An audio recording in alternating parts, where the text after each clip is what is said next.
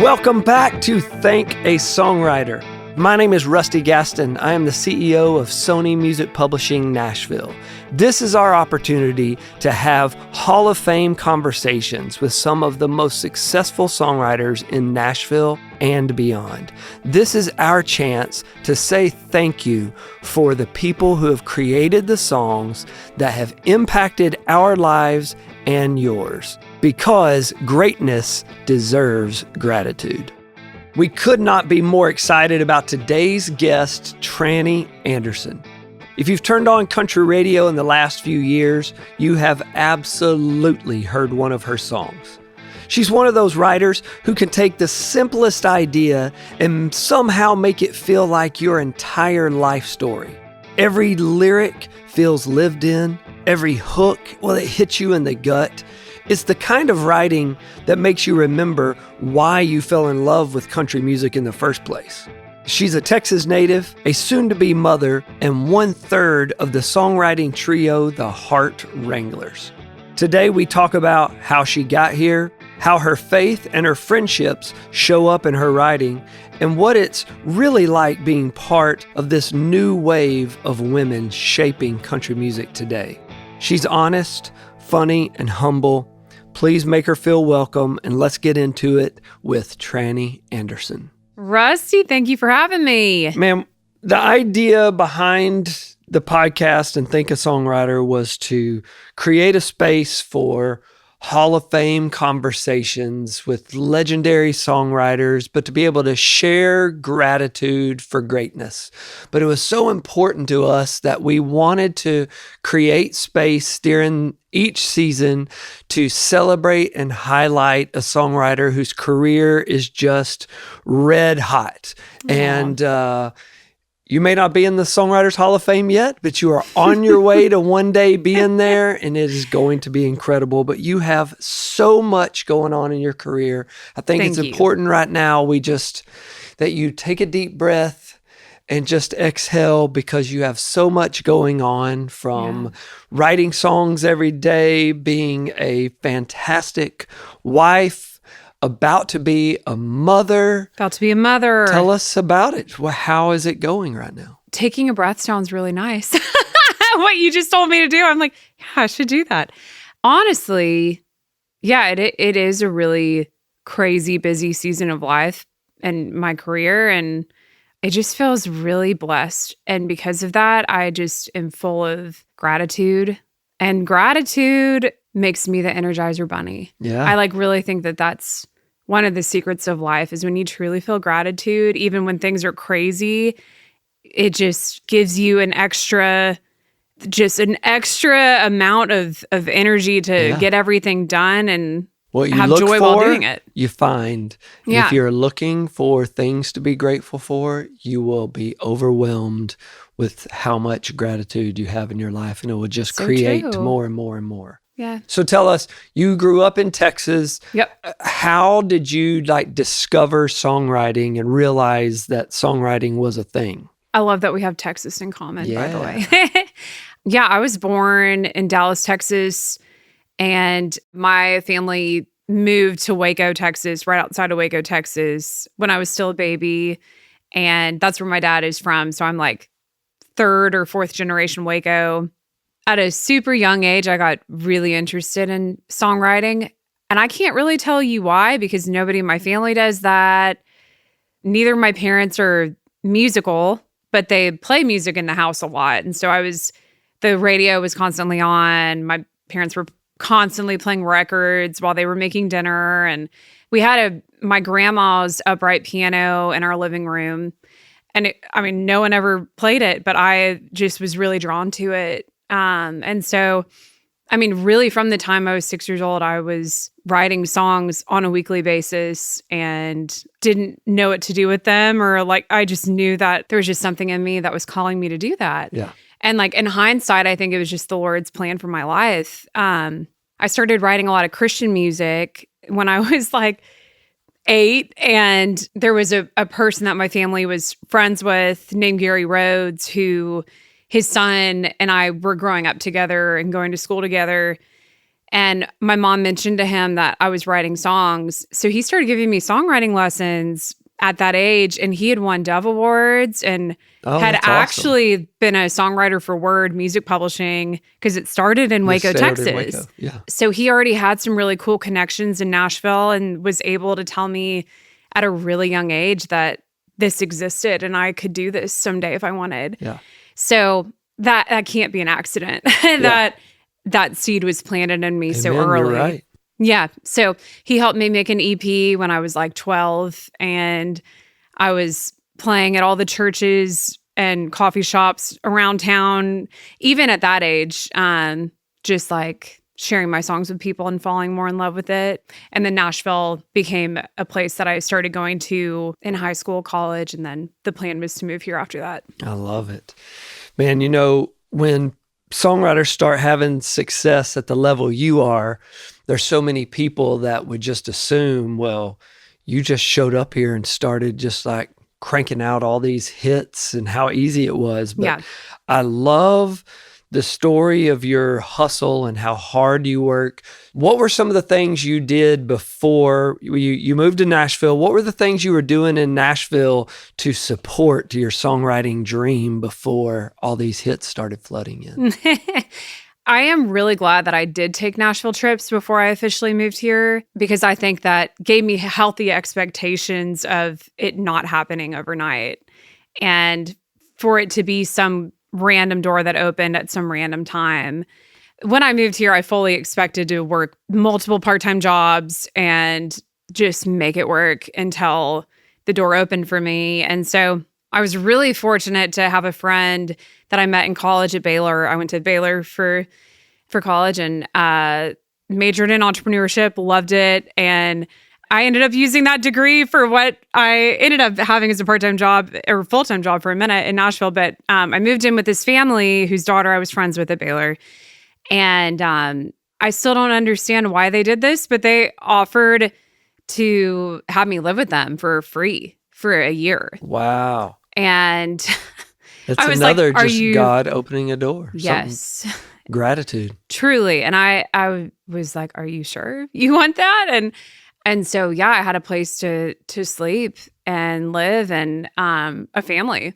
So that freed me up to only have a couple part-time jobs. I worked retail and just like the most random odd jobs on top of that. And I started dog sitting a lot for country artists. And that happened pretty organically. There's a girl named Caroline Hobby who actually is from my hometown.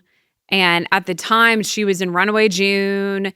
And they were touring a lot, and she's married to Michael Hobby, who is the lead singer of 1,000 Horses, and they had just had a huge song at country radio. Anyway, they needed help. They needed a dog sitter, and so I started sitting for them, and then that turned into suddenly I have all these country stars that are calling me and asking me to dog sit for them, and those are the people I wanted to write songs for. Yeah. And so I saw the opportunity there to make it a business so I could keep those contacts and give them what they needed from me too. And so I went ahead and made it an LLC and did all the things and started hiring songwriters to work for me as sitters. And I had like 15 people in houses every night. And so I was able to do that full time. And I lived awesome. I lived like a gypsy for like 3 years. I just like slept in a different bed every week because I was dog sitting. I was dog sitting and getting to make these relationships with artists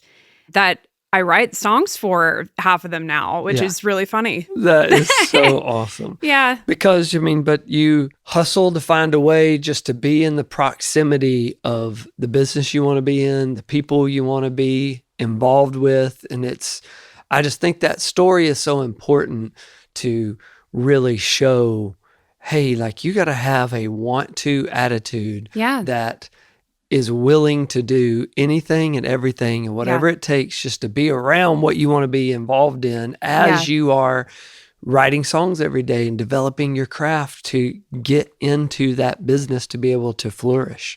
I think that's so awesome. Can I add one more thing to that too? Tell us. I think what it gave me a lot of practice at too, and what I would encourage other people to practice it as well, is I feel like I found the balance of being proactive while also being really respectful.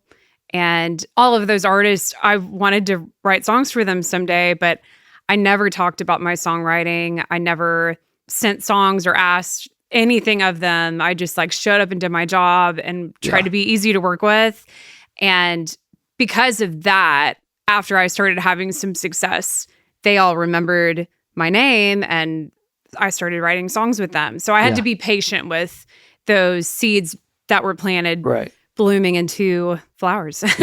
But you showed respect to them and they showed you respect when it came back and they had the opportunity to write songs with you. That's something I love about Nashville. Yeah, that's great.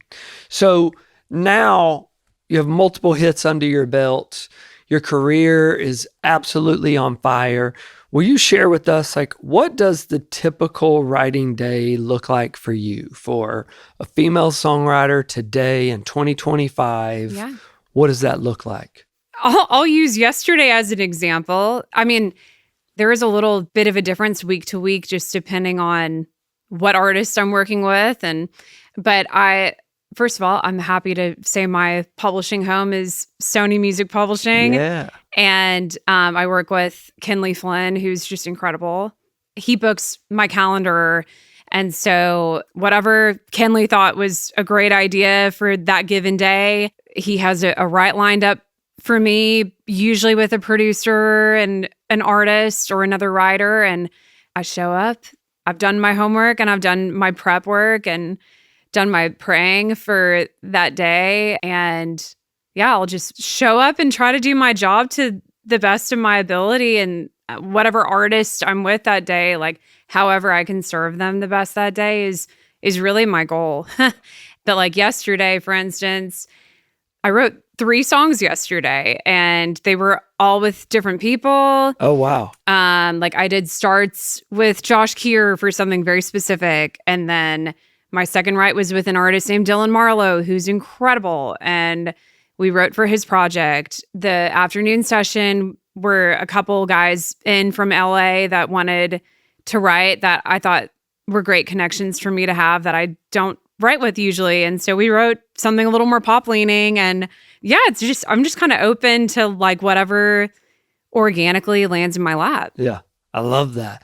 How do you go about accumulating ideas? And does that look different? Have you found a different rhythm of that now than, say, in the first couple years of your career? I would say ideas is something that I really focus on as a songwriter. Everybody kind of has their thing that they really bring to the table. And that's one of the things that when I'm spending ample amounts of time trying to dig for those, that is a gift that the Lord has given me to be able to think of those. And at first, when I moved to Nashville, I was still, frankly, just learning how to write a commercial country song. And that is something that I love about Nashville is there are so many incredible songwriters here that the more I did it and the more people I met, it educated me on what a good idea actually even is. And so I think for me, the first few years of mining for those ideas and looking for those ideas was really just learning what a great idea is. But something I try to do that I did then that I try to do now too is anything that feels halfway inspiring to me, I'm writing it down, even if it makes no sense. And I think it's the Holy Spirit. There's just a little voice in each of us that's a creator that tells you when something is interesting and when something might have a life. So I really listen to that and write down everything that even like puts my antenna up a little bit. And so my process now is somewhat similar. I just think I'm better now at understanding like really what a worthwhile idea could be. But I'll just sit with that thought that I wrote down at the piano or on my back porch. I'm very spiritual and hopefully not overly spiritual, but everything in my life, I really try to take it to the Lord first. And even with those ideas, I like have a creativity prayer that I just surrender my creative process to the Lord and really try to follow the Holy Spirit's lead in whatever I'm doing, whatever idea I'm looking at. So if I feel a nudge to look at something or think about something, I really just try to keep my hands wide open and let it speak to me and let words start coming out without filtering them too much or without poking too many holes in it. Yeah. And some days I'm better at that than others. Have you evolved to trust that more? Yes. Meaning at the beginning, did you just feel this pressure? It was on you and you had to do that. But now you've learned to trust turning it over and to God and opening up your hands to say, I am your vessel today. Absolutely. And I think what's taught me that is just by doing this for a long time now. And seeing how that really is such a fruitful way to do it. Not always financially, sometimes it's just for my soul or for somebody else's soul that day. I think that sometimes I'm led to write a certain song, not because it's going to end up on the record, but because that person that I was writing a song with needed to express that emotion that day. Right, exactly. So, and for me, that's just as much of a win. But yeah, I think I have gotten better at trusting that little voice and following the weird things sometimes, even when it doesn't feel commercial or it sounds like it's not going to amount to much, because over and over throughout my career, I've seen in hindsight the Lord work through that. Right. Or myself learn something through that. And yeah, sometimes the biggest songs I've written in my career just happen the most random way. And I think over time that has just made me softer with ideas and not white knuckle things so much, and just be open. I love that you've always had this deep respect for other creators in town and legendary songwriters that you looked up to that wrote songs that impacted your life. Yeah. Is there any piece of advice that you've ever gotten from another songwriter that's really impacted how you create or that you've really put into practice with your career? Yeah, honestly, I would say even less than a specific piece of advice I've gotten. I feel like the wisdom I've picked up the most has just been by watching. And when I say that, I mean watching how Ben Hayslip shows up every day with a certain way he's carrying himself, and the way Josh Keir lives his life and organizes his calendar and prioritizes things in his life. Yeah, I feel like just watching people's actions has taught me even more than one-liners that they've said to me. Yeah. And but in their two instances, both of those songwriters you mentioned, they've both not just been Songwriter of the Year, they've been Songwriter of the Year multiple times. Yeah. But both of them have heavily prioritized their family. Yeah. And I think people will be surprised that both of them have taken off significant amounts of time to prioritize their family. Yeah. And that may be even more surprising, thinking, oh, well, they're the husband, they're the father. Yeah. That may seem even more out of character. But for you to learn that type of things from those guys, that's amazing. For sure. And just to elaborate on why I brought them up, they were the first two that popped into my mind for some reason. But Ben Hayslip has been doing this full time. Well, and you signed him to a publishing deal, Rusty. Mm-hmm. And so you saw the same things in him that I've gotten to witness. Just the fact that he has loved the craft of songwriting for so long. I look up to writers in their 40s and their 50s and their 60s and still show up every single day, excited to write a song, feeling inspired, feeling positive about where songwriting is going, bring their little lunch, and just treat it like it's supposed to be treated, like it's a privilege. I am surprised how many of them bring lunch in here, from home. I am always surprised by that. Only a couple of them, really. I feel like I see somebody almost every day. Yes. Very much a lunch pail type situation. Yeah, but I feel like so many writers just starve themselves. But Hayslip is one that I just look up to him, because every time I'm around him for as long as he's done this, I feel energized by him. And I want to bring that into the room when I've done this for multiple decades too. Yeah, same with Josh Keir. Is there a song that you feel like has been a turning point in your career.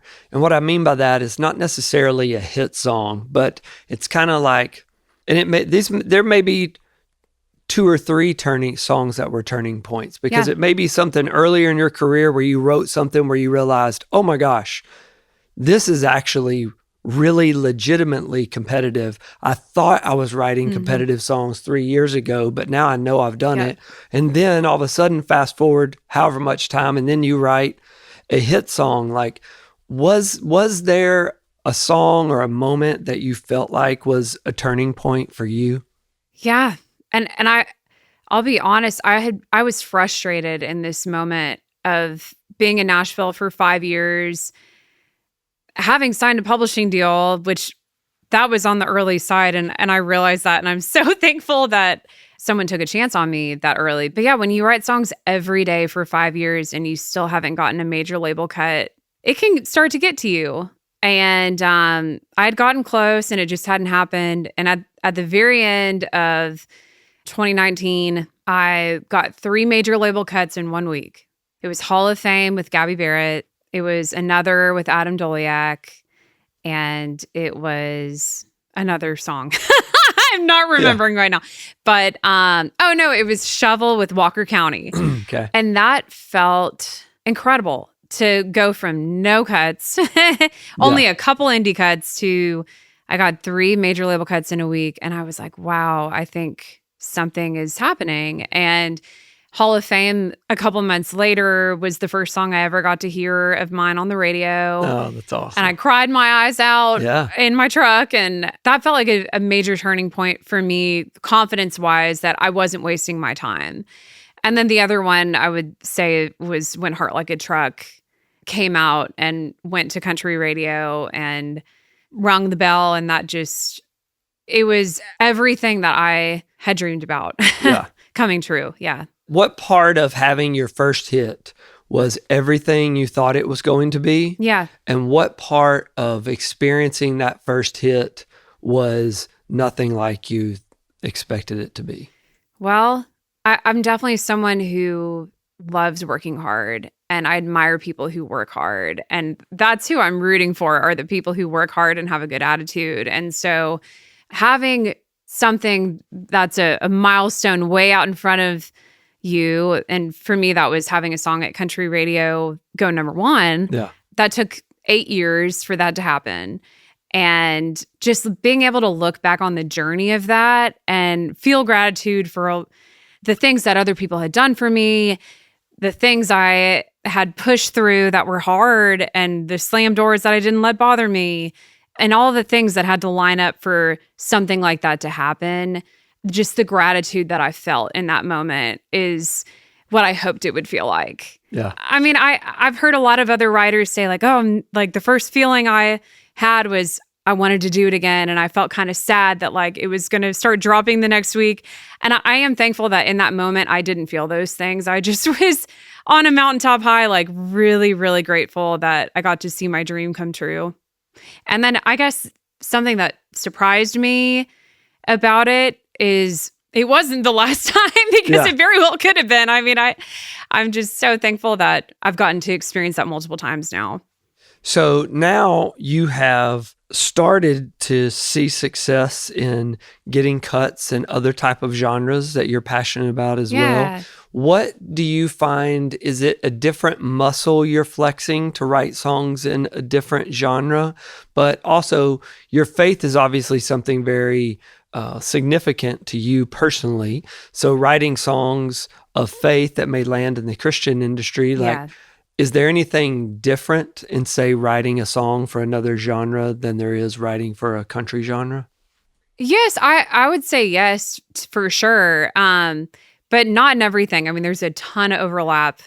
I also think that music, just over the course of the 10 years I've been in Nashville, is becoming more genreless too. So I love that that's happening, that like certain things that are translating in country can also translate over here in Christian music, or translate over here in pop and R&B or whatever. I mean, that's music is starting to like kind of have their arms and heart more wide open to things that are different. But yeah, I mean, I think like in different writing rooms, like when I'm writing a Christian song, I probably can't put whiskey in the song, you know? That's probably not a good idea. Yeah. So I think there are just like little rules that that I've learned just by listening to those other genres too, and just picking up on things. And then also just trusting other co-writers in the room that have done it more than me, and really listening to the wisdom that they've gained over the years too. Yeah. When they say something's not going to work, I'm like, okay, well, you're probably right. Yeah. I trust you on that. Yeah. Yeah. Just talk about, what does the idea writing room look like for you? And ideal writing room? Yeah. What is the ideal room? If you're thinking about a brand new day, what does that particular room look like that's just as perfect as you could dream it up? Yeah. And what is it about the people in that room? Well, the first thing I would say, I just love people that are excited to be there. And that sounds like such a little... Sounds simple, but it sounds means like a little everything. thing. I know. And it really is such a gift to your co-writers to bring that into the room. That's great advice. Because when you're excited to be there, I'm excited to be there, you know? And that's an infectious feeling. And I really think that feeds the song. I think creativity is invited in when you want to be there. Yeah. And you feel like it's a privilege to be there. And so I really try, alongside Kenley, to create those rooms with people that I know are going to bring that.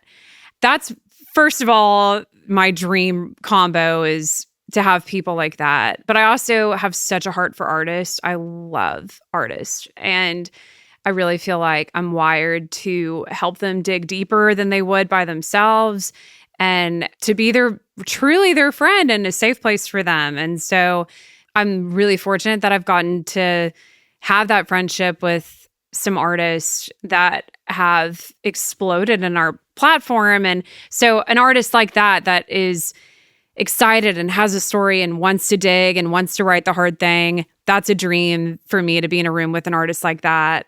And and just a room that wants to write a hit, but also wants to tell the truth and say the hard thing. That's like my dream room, are probably those things. That's awesome. I think that will help a lot of people to hear that. That's really good. Cool. Okay, let's definitely talk about the Heart Wranglers. Okay. The Heart Wranglers is a songwriting trio made up of yourself and country superstar Lainey Wilson and great songwriter Dallas Wilson. Mm-hmm. No relation. No relation. No relation.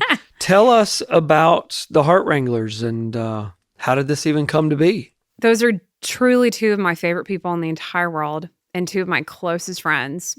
So I'm thankful for that, because that doesn't always happen, that you're writing some of your best songs with truly your best friends.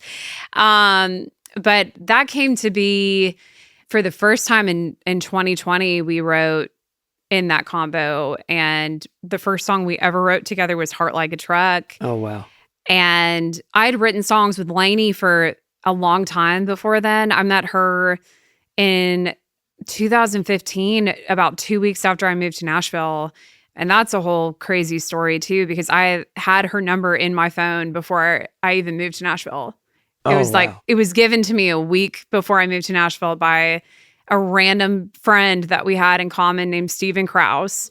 So I don't think that's an accident either, that I didn't know anyone, and I had her number in my phone. So we had met really early on and started writing songs together, and she had cut a song that I wrote with her called Middle Finger that was on her EP, that went on to help get her a record deal at Broken Bow. And then Dallas I'd met in 2018. So I met him after a couple of years being in Nashville, but his publisher, Brandon Purdue, was my old publisher. And Brandon had just started working with Dallas and thought we would write well together. So Brandon actually facilitated that, and Dallas and I became best friends instantly. So it was actually Dallas's idea for the three of us to get together, and Anna Weisband booked the session, and I'm so glad she did, because that's turned into hundreds of songs, and I'm so thankful for them. So what is it like? Obviously, y'all have this kindred spirit between the three of you that you created in this room, but what happens when the three of you get together that brings something new to life? Honestly, I think all three of us see life and the world through a really similar lens. So I think the perspective that we write songs through is we're just all on the same page. And because of that, I think it's really easy and natural for us to write songs together. And I remember the first time that really, really clicked after writing Heart Like a Truck, we went on a retreat together in Wickenburg, Arizona. That was in 2021, I believe. And we spent about 5 days out there writing songs that ended up being on Bell Bottom Country. And we just got to know each other better on a deeper level and became truly best friends and just knew it was different. And I can't really fully explain why. They're just such a safe place for me and the first place I want to bring my best ideas. And yeah, they make me a better person and a better writer. I'm sure they feel exactly the same there's just a trusted feeling of, oh, this is where I need to bring my best stuff. Yeah. That's awesome. I think the other reason that Lainey and I hit it off early too is because I met Mandolin Monchik about a similar amount of time after I moved to Nashville too. It was 2 weeks after I moved, and I had played a random house show and she was there, and we started hanging out, and she was starting to work with Lainey at that time, not as her full-time manager, but I think that my friendship with Mandolin also just made me and Lainey working together closely later on an even more natural fit too. And I that's been true for Dallas as well. Yeah. Now, you've been a part of this really exciting movement of women in country music. How does it feel to be one of those voices that you're really curating the modern sound of country music? I think I'm still pinching myself that that's maybe a true statement. Honestly, but and I feel so blessed and honored that my songs are having the success that they're having right now, and that I hope I can be a good example to other women that are coming up a couple years behind me of how to do that well and how to treat people. And I know I had that when I moved to Nashville too, of having incredible female songwriters to look up to, like Nicole Gallion, like Jessie Alexander, like Liz Rose, like Natalie Hemby, like Hillary Lindsay. The list goes on. And watching them have success with female artists and with male artists, and have babies at the same time, and just have hit, baby. Yeah. That just really helped me believe that I could do the same thing. And I really hope that I can be an example of that for the women behind me too. Yeah.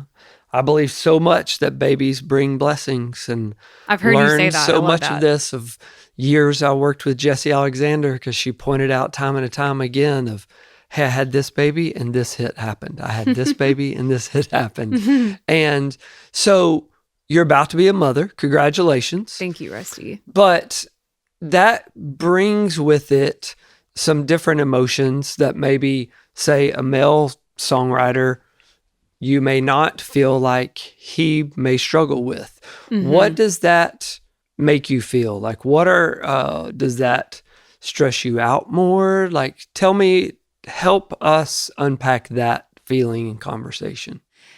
I think how I felt a year ago about that and the fears I had a year ago are different than how I'm feeling right now. And that's for a couple reasons.